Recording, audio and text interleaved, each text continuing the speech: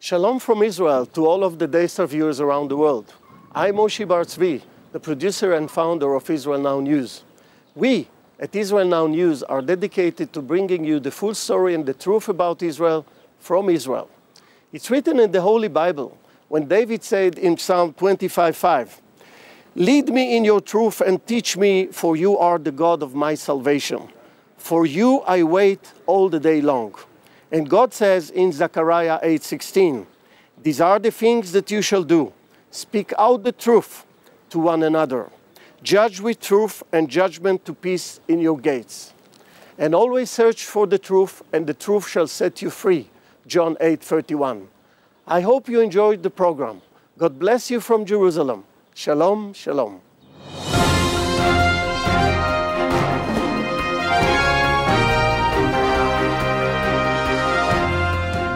Welcome to Israel Now News. I'm Yochanan El Rom. And I'm Rebecca Rand. In our top story, the U.S.-led coalition is gearing up to wage war against the Islamic State, which has been committing atrocities as it seeks to establish a new caliphate in Syria and Iraq. Israeli Prime Minister Benjamin Netanyahu pointed out that Israel has been involved in the fight against ISIS for some time now. Israel has been providing the United States with intelligence and satellite images on IS positions, as well as information on Westerners joining the terrorist group. Netanyahu issued a word of caution, saying efforts to weaken Sunni terrorists should not result in strengthening Shiite radicalism. He added that the greatest threat to world peace would be a nuclear-armed Iran. Well, not every nation has been eager to join the fight against the Islamic State. Case in point, Turkey. Rebecca has that story. Yes, Yochanan, Turkey will not allow a U.S.-led coalition to utilize its air bases to attack jihadists in neighboring Iraq and Syria, nor will it take part in combat operations against Islamic extremists. Turkish President Recep Erdogan, whom President Obama has praised on numerous occasions, has refused to label the Islamic State as a terrorist organization. Critics of Erdogan say that his support for terrorist groups, such as the Al-Nusra Front, the Muslim Brotherhood, and Hamas, demonstrate his endorsement of Islamic radicalism. Israeli Defense Minister Moshe Ya'alon questioned why the international community has been silent regarding Turkey's involvement with radical Islam. Ya'alon said Turkey is a member of NATO, yet it allows the foreign terrorist headquarters of Hamas to operate in Istanbul. True to their word, Islamic State terrorists have beheaded a British hostage. David Haynes, an aid worker who went missing in Syria last year, is the latest Western captive to die a horrible death at the hands of Muslim extremists. British Prime Minister David Cameron called the murder an act of pure evil and vowed to hunt down the killers and bring them to justice. And if you think these Islamic State terrorists could not be more barbaric, think again. A Kurdish human rights group reports that ISIS fighters are holding 100 Yazidi and Shiite children between the ages of 6 and 10 hostage. The children are being forced to attend executions and to witness shocking beheadings. Islamic State operatives are training the youngsters in the use of knives to prepare them to participate in the executions. The children are given large dolls and knives and told to cut off the heads. After they force the children to convert, the Islamists will send them out to prove their loyalty to Islam. Iranian officials have denounced America's plan to confront Islamic State terrorists who are currently rampaging through Syria and Iraq. Tehran is apparently miffed after U.S. Secretary of State John Kerry ruled out Iranian involvement in a coalition to confront the radical group. Iranian Parliament Speaker Ali Larijani said the U.S. plan will not destroy ISIS, but instead will ignite an overwhelming fire of hatred in the region. Iran accused Washington of violating the sovereignty of the nations on the pretext of fighting terrorism. Kerry is opposed to Iran's participation because of its support for the brutal Assad regime in Syria and sponsorship of terrorism worldwide. A senior military source with the Israel Defense Forces says Hezbollah terrorists may try to launch a ground invasion of northern Israel if a third Lebanon war breaks out. The Army believes Hezbollah is planning to send hundreds of gunmen across the border to attack Israeli communities in hopes of seizing a town or an IDF outpost. The attack could occur simultaneously in 4 positions along the border, including an incursion from the sea by a special naval commando force. The IDF said there is no evidence that the Iranian-backed terror group is planning an imminent attack, but with tensions in the region near the boiling point, The slightest misstep could trigger a war. The army warned that the conflict would be bloody since Hezbollah, like Hamas, operates from within civilian population centers. Israel's Counterterrorism Bureau has issued a warning to Israelis planning to travel during the upcoming high holidays. Officials said that there is a growing risk of attacks by jihadi extremists against Jewish targets worldwide, but especially in Western Europe. The advisory said that terrorists will be looking for soft targets, such as Israeli tourist destinations and Jewish businesses. In addition, India's Ministry of Home Affairs has heightened security for Israeli tourists. The Counterterrorism Bureau has also urged Israelis not to travel to the Sinai Peninsula because of increased attacks by Islamic groups in Egypt. A Christian prayer meeting was raided in Saudi Arabia and more than 24 worshipers were arrested. The action took place after Muslim religious police received a tip about a home-based church in the eastern Saudi city of Hafji. Despite the oil-rich kingdom's claim of religious tolerance, it is official government policy to ban all churches. Nina Shea, director of the Washington-based Hudson Institute Center for Religious Freedom, told Fox News that Saudi Arabia is continuing the religious cleansing that it has always practiced. Shea pointed out that there are more than 2 million Christian foreign workers in the Gulf state.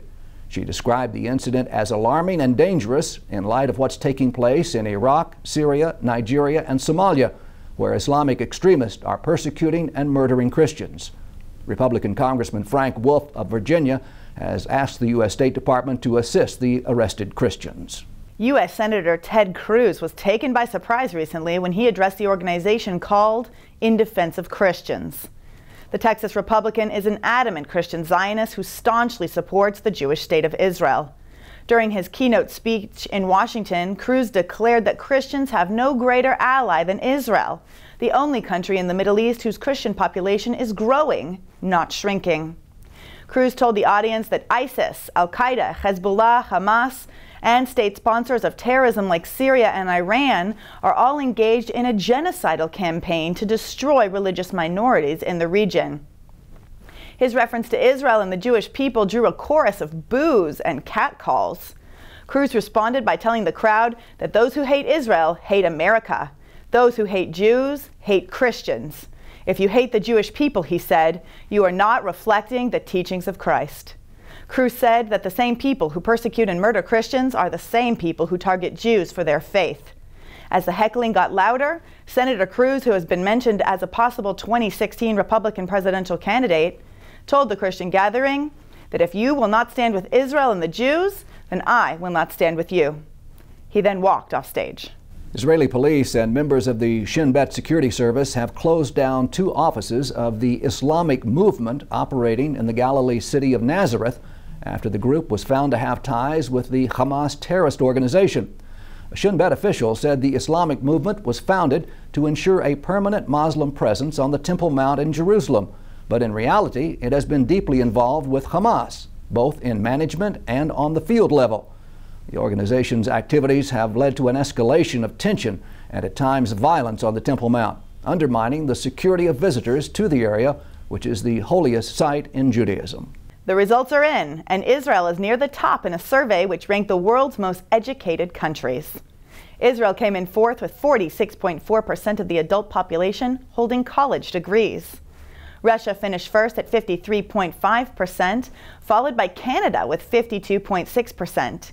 Japan just barely edged out Israel for the 3rd place with 46.6% of the public completing college. Coming in 5th place behind Israel was the United States at 43.1%. The survey was conducted by the website 24/7 Wall Street using data from the Organization for Economic Cooperation and Development. Israel did come up short regarding teacher salaries. A new secondary teacher makes less than $19,000 a year in Israel. That compares to the OECD average of $32,000 a year. Israeli farmers, especially those in the southern part of the country, are still trying to recover from the Hamas war of terror this summer. The farmers are feeling extra pressure to complete their war-delayed harvesting before the onset of the Shemitah year, which begins with the Jewish New Year this week. The mitzvah of Shemitah, which literally means to release, is discussed in Exodus chapter 23 and Leviticus chapter 25, where God commanded that every 7 years the land should lie fallow so the earth can rejuvenate. This Wednesday, September 24th, Jews around the world will begin celebrating the two-day Rosh Hashanah holiday. It occurs on the first and second days of the Hebrew month of Tishrei and marks the beginning of the Jewish year 5775. Rosh Hashanah is the anniversary of the creation of Adam and Eve and highlights the special relationship between God and humanity. The primary theme of the day is acceptance of God as King. The shofar, or ram's horn, is sounded 100 times on both days. It is traditional to eat a piece of apple dipped in honey to symbolize the desire for a sweet year. Here at Israel Now News, our wish for you is a sweet and good year, a year of peace and health. Shana Tova.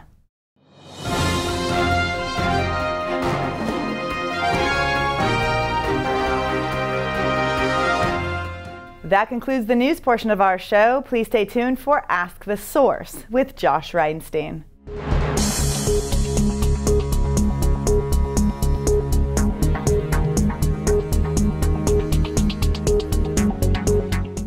Hello and welcome to Ask the Source. I'm your host, Josh Reinstein, and we're here once again in a beautiful day in Jerusalem on our rooftop studio. My guest today is Dr. Dmitry Radoshevsky, the Executive Director of the Jerusalem Summit. Dr. Radoshevsky, thank you for being on the show. Shalom, thank you. Tell our viewers a little about what is the Jerusalem Summit. Well, Josh, Jerusalem Summit is an international think tank dedicated to formulating biblical solutions to the most burning political problems. One of the most burning problems today is ISIS, or the Islamic State as they call themselves. They are just going through Iraq, Syria, all over the Middle East, recruiting from the West and getting people in this horrible rampage of barbarism in the name of Islam. What do you think is the future for ISIS? Well, it's a great question, Josh, and I would like to start with a broader perspective. The problem, the state of the world today is in the state of chaos. And the reason for that chaos is that two hemispheres, East and West, they both offer humanity two completely false, dead-end programs for building heaven on earth. Let's start with the West. The West offers a paradigm of the end of history, liberal atheism, consumerism. Give a man anything he wants, he can do anything as far as it doesn't break criminal laws, and everything will be fine. No God, no traditions, no religion, no moral values. Do whatever man pleases to do. And I call this paradigm of the West man without God.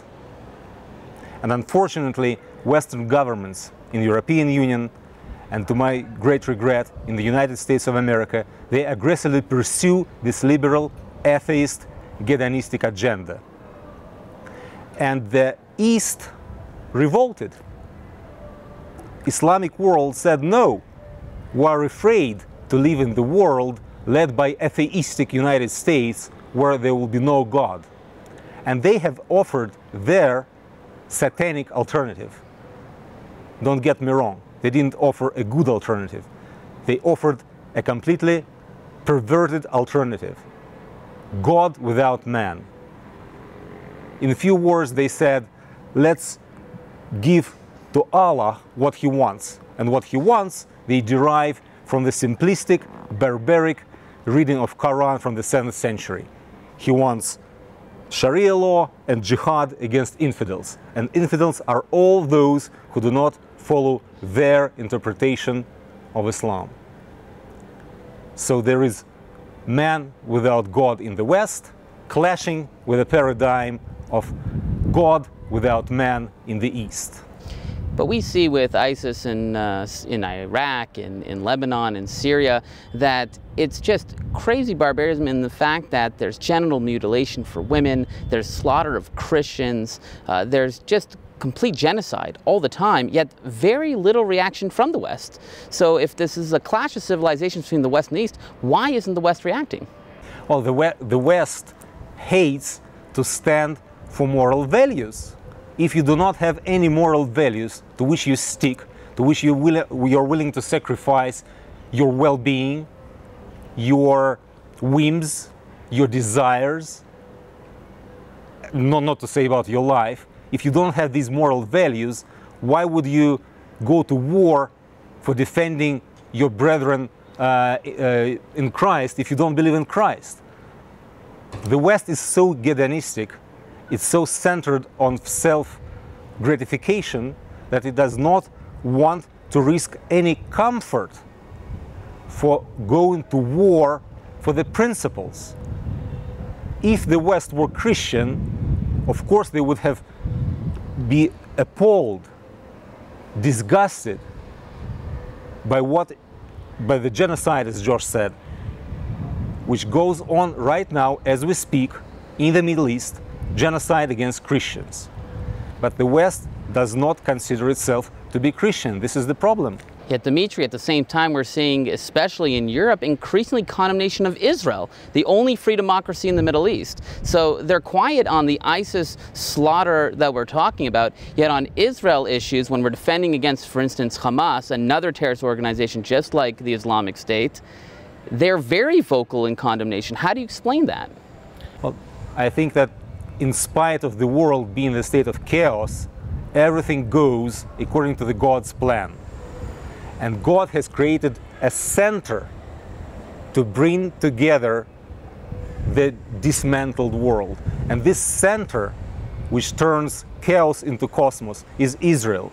Restoration of Israel is the beginning of restoration of all things. This is the beginning of the end of chaos.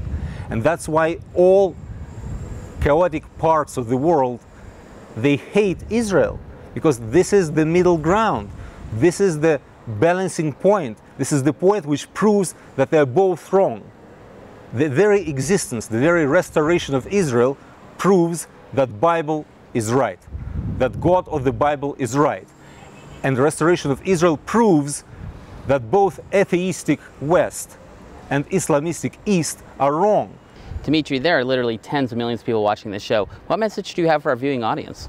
Well, I know that we are watched by millions of American Christians, Bible-believing Christians, and they are the best and the only hope of the great nation of the United States of America.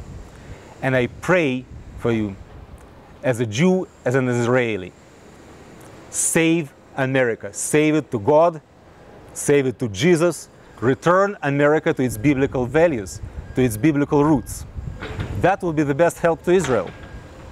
Thank you, Dmitry, for being on the show, and thank you for tuning in to Ask the Source. I'm your host, Josh Reinstein. Now back to the studio.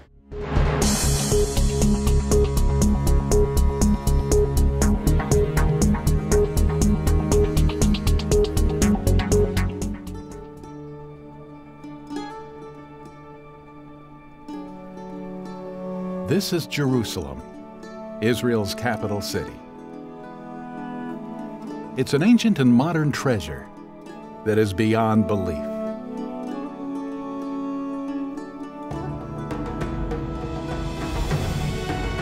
There's a little bit of Israel in all of us. Come find the Israel in you.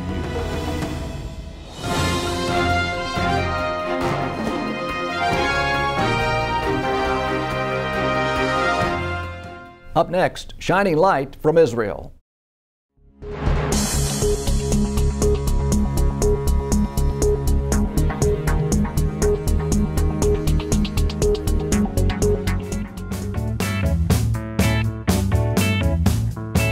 I think the mentality in Israel is really good. The mentality of risk-taking, the mentality of experimentation, the mentality of being able to be creative and being good with saying, okay, I'm going to fail now and I'm going to be successful later on. If I look globally at the top startup ecosystems, Israel's in the top 3 for sure. The quality of the startups is very high. There is a entrepreneurial culture here that's in the DNA of the people. It's insane. I can't even tell you. I've seen some amazing companies coming through that I believe will be the next billion-dollar companies. Wix is an online platform that enables users from all around the world to build their online business and a beautiful website around our platform. Currently we have 39 million registered users and we're adding around 1.2 new registered users every month. The uniqueness about the Israeli culture and the Israeli startup spirit is by the way that we would like to share and to learn from each other's success and further. Are you familiar with the feeling that you wake up in the morning and you see your closet full of clothes but you don't know what to wear? So that's why we created Wishi, which is a crowdsourcing for style. You upload your closet, and then people from all around the world, your friends, our community, stylists, people from Japan, can enter your closet and create style for you for your upcoming events. The reason why we moved our R&D center to Tel Aviv is because, and not in New York, is because in Tel Aviv we have engineers and development teams that are looking for solutions. And when they get a mission, they will find a way how to accomplish it. We have a lot of really smart people. We have a lot of people that want to change the world through technology.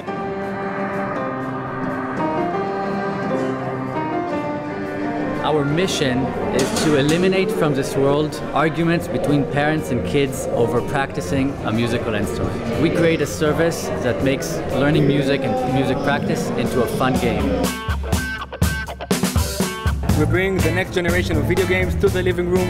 We convert any regular screen into a magic window, allowing you to look into it. We track your head movements, we track your weapon movements. We allow you to shoot very intuitively. In Israel, a lot of people are excited about working in a startup. As a society, we respect people who work in a startup, although we know they're probably not earning much money. And therefore, people are more willing to take the leap with you. We were ranked recently the second best place after Silicon Valley to open a startup, so there's this great industry. There's a great environment, it's great fun for young and creative people, it's very tolerant and diverse. And bring those two together and say to entrepreneurs all over the world, come live in Tel Aviv and open your startup in Tel Aviv.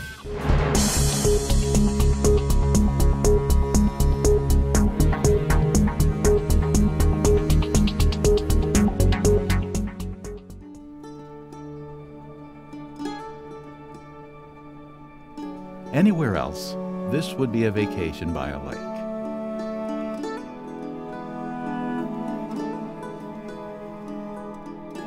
But this is the Sea of Galilee. The wonders of Israel are beyond belief. There's a little bit of Israel in all of us. Come find the Israel in you.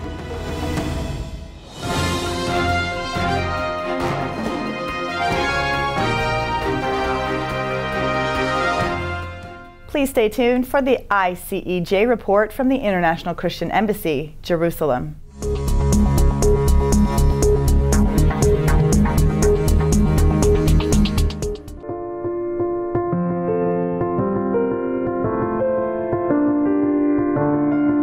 We are here in Haifa at the International Christian Embassy's home for Holocaust survivors. And let me tell you, this house here in Haifa is one of the most exciting projects which the Christian Embassy has undertaken over the past couple of years. The ICEJ's home for Holocaust survivors consists of 9 buildings in one Haifa neighborhood. This small community serves as a haven of love and security for more than 70 elderly Israelis who survived the Nazi campaign of genocide. Thanks to the consistent giving of Christians just like you, we are able to provide these precious survivors with everything they need. The facilities currently include a synagogue, a medical and dental clinic, and an intensive care wing.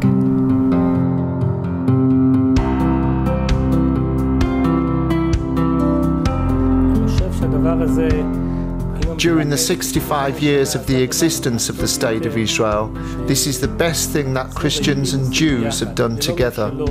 It's beautiful. It's all about this mutual giving and serving. Christians and Jews together.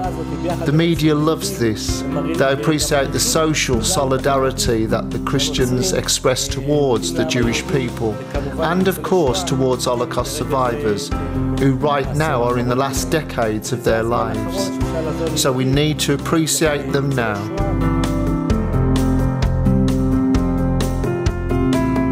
We invite you to partner with us in this important work in Haifa by making a donation today. Your donation will assist us with providing for the day-to-day operational costs at the home. Roughly $1,250 per month per person is what it costs to provide for the basic needs of the residents. Your giving will make a significant difference in the lives of these beautiful people, so please consider how you can financially support us in this important project. Our goal is to have 150 survivors residing here, maybe even 200 Holocaust survivors. In this very moment, there are more than 1,000 survivors who have registered. I hope that the assistance of the Christian Embassy will be able to give everything we can to these people. We go outside to eat in the restaurants, we go to the sea. We go to the theater, yes, lectures from the outside. And the food is still good. It is all excellent. Here I have friends, and I'm feeling here good. I am happy here. No?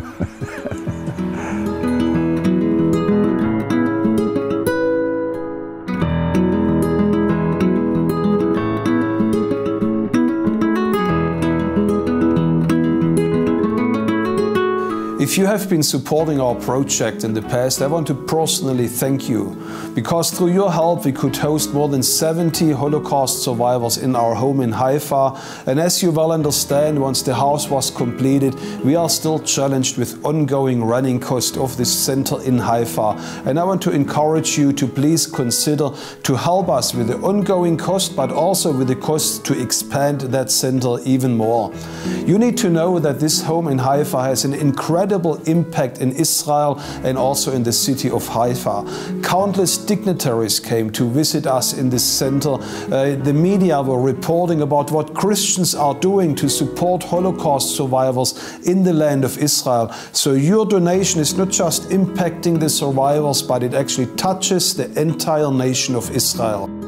You need to know that the vision of the International Christian Embassy in Israel is to show another face of Jesus and of the church to the Jewish people. And this is exactly what our home in Haifa is accomplishing.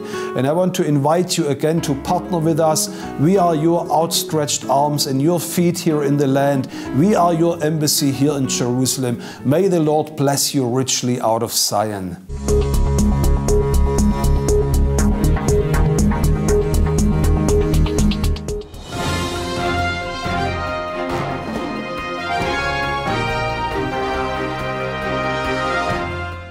That's all for this edition of Israel Now News. I'm Yochanan El-Rom. And I'm Rebecca Rand, reporting from our studio in Jerusalem.